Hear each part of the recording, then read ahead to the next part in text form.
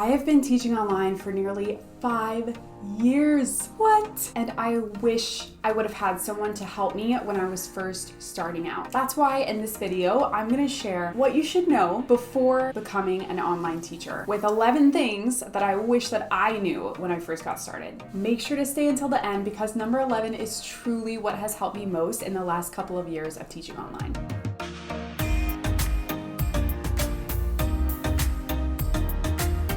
Hi there, my name is Katie Geddes and I am an online music studio owner and a teacher business coach.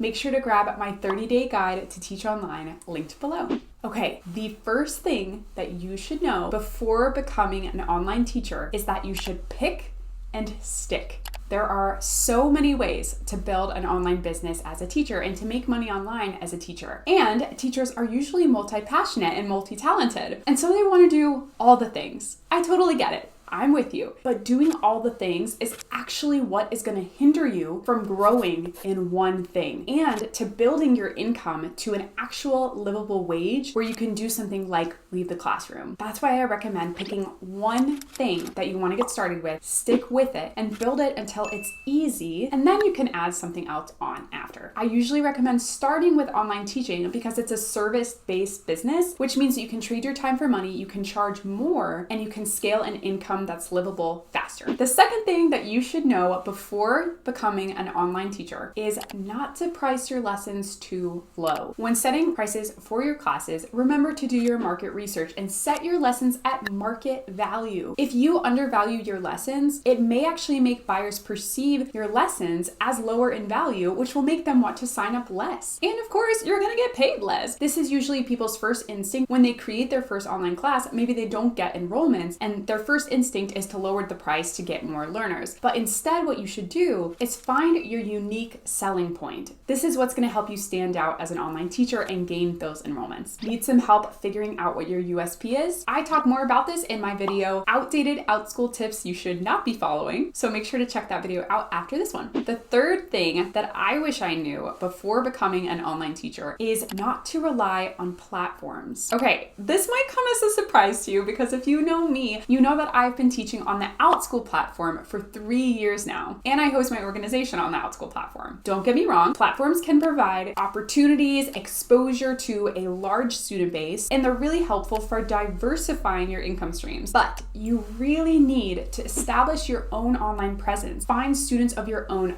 off of a platform. You never want to put your full control of your online teaching business in a platform's hands. So take back that control, build a brand online as an online teacher, and build a loyal student base that will stick with you no matter what. My future approach is to host group lessons of my own on the Outschool platform, but to host one-on-one lessons independently off the platform. That way I can utilize the best of both worlds and optimize my earnings. The fourth thing that I wish I knew before teaching online is that it takes time to build your student base. Patience is key and consistency is key. Don't get discouraged if this doesn't happen overnight for you. Keep refining your marketing strategies, your teaching approach, and your networking efforts. If you do need more help with your marketing strategy, then you should definitely make sure to check out my YouTube video, How to Find Students to Teach Online Without Social Media, because we all know we could spend a little less time on social media. The fifth thing that you should know before becoming an online teacher is that creating your schedule isn't always easy. Creating your own schedule sounds like a dream, right? Well, it can be, but it's not always easy. Everyone's heard that saying that's, I quit my 9 to 5 so that I can work 24/7. Remember that as an online teacher, you are an entrepreneur and you have to set boundaries to maintain a healthy work-life balance. Find a routine that works for you while still allowing some flexibility. The sixth thing that you should know before becoming an online teacher is to invest in a good microphone and webcam. Listen, you are gonna be sitting there looking at yourself all day long in your online lessons, right? So you better invest in a good webcam so that it actually is a good picture to look at, right? I remember I invested in like a $20 webcam when I first got started and it broke within just a few months. And then I decided to invest in the nice ones. So don't waste your money, just invest in the beginning. Same thing goes for a microphone, especially if you're a music teacher. My microphone was $50 and it has lasted me years. I personally use the Blue Snowball microphone and I use a Logitech Pro 1080p webcam. I'll make sure to link both of them below if you want to check those out. The seventh thing that I wish I knew before becoming an online teacher is to have a tech backup. As much as we love technology, we also know that it doesn't always work. And God forbid something happens, you can't get into your lesson on the device you usually use, or your Wi-Fi goes out, you need to have a backup plan. First and foremost, consider having a backup internet connection. So that could be a hotspot on your phone. Second of all, you need to have a backup device. So if you usually teach on a laptop or a computer, then consider having an iPad or a tablet. Also with that second device, make sure that you already have Zoom installed and ready to go on those devices so you can actually host the lesson when it's time. And last of all, if you have curriculum or resources that you use in your lessons, I definitely recommend putting them in the cloud so that you can access them from multiple devices, or have them actually printed out so you have physical copies of them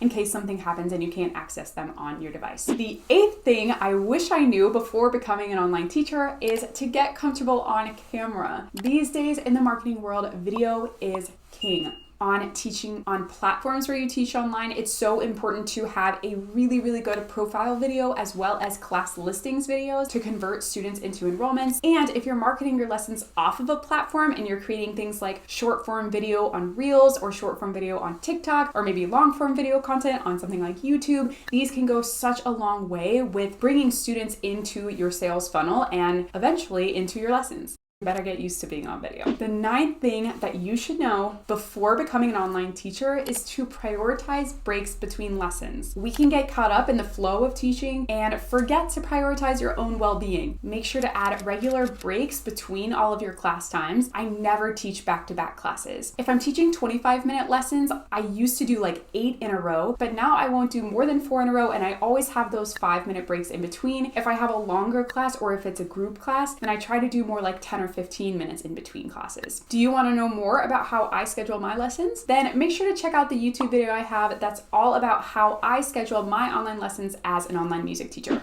The 10th thing that you should know before becoming an online teacher is don't compare yourself to other online teachers. It's easy to fall into the trap of comparing ourselves to other people online. And let's say you're on YouTube and you're learning from other online teachers and getting advice as you're getting started. It's easy to get caught up in their success stories and maybe the numbers that they're sharing about their income. And just remember that we don't always see the other side of that story. They may not be painting the full picture. So instead, take that energy and redirect it to some self-reflection and personal growth to help your business excel instead. And finally, the 11th thing that I wish that I knew before becoming an online teacher is to find your community. It's gonna get lonely sometimes if you're working online. You don't have coworkers or people that you see when you go into the office every day. So it's imperative that you find an online community. I didn't even know that there was an online community of teachers who were on Instagram until 2 years into teaching online. Once I found those people, I was able to connect with people who just got it. You know what I mean? And I feel like that's so important. There's also a bunch of Facebook groups that you can add if you're more of a Facebook group person. My recommendation is I have a community that is a monthly membership called the Online Teacher Academy, where we have monthly calls. We have, of course, step-by-step tutorials and courses to help you along the way. But the main part of it is the community and having those teachers to connect with on a daily basis. So if you're interested in joining, make sure to check out the links below to learn more.